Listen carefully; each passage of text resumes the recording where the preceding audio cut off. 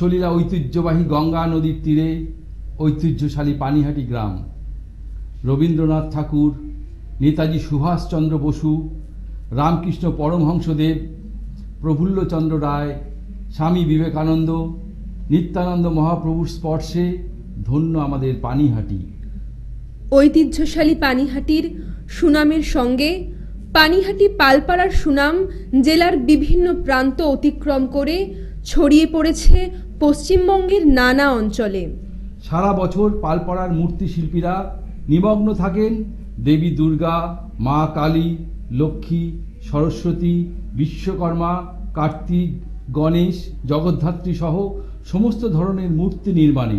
পানিহাটি পালপাড়ার দক্ষ শিল্পীদের হাতের জাদুতে সমস্ত দেবদেবীর মূর্তি অপরূপ সৌন্দর্য লাভ করে। শিল্পীদের কলা নৈপুণ্যে মৃন্ময়ী মূর্তি চিন্ময় রূপ লাভ করে। পানিহাটি পালপাড়ার নবতম সংযোজন রথ সাজানো প্রতিযোগিতা।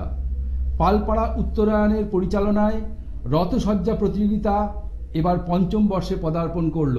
প্রথম বর্ষ থেকেই মানুষের বিপুল সমর্থন ও ভালোবাসা আমাদের উৎসাহিত করেছে, অনুপ্রাণিত করেছে।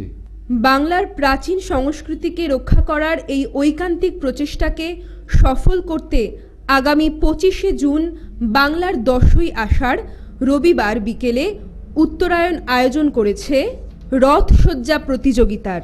সোদপুর স্টেশন,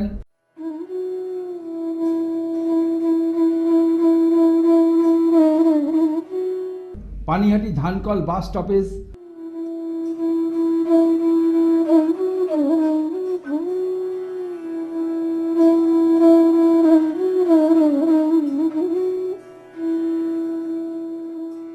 আর পানিহাটি ফেরিঘাট থেকে সব পথেই সহজেই পৌঁছানো যায় পালপাড়ায়। আসুন আগামী 25শে জুন সফল করে তুলি উত্তরায়ণ পালপাড়া আয়োজিত রথসজ্জা প্রতিযোগিতা।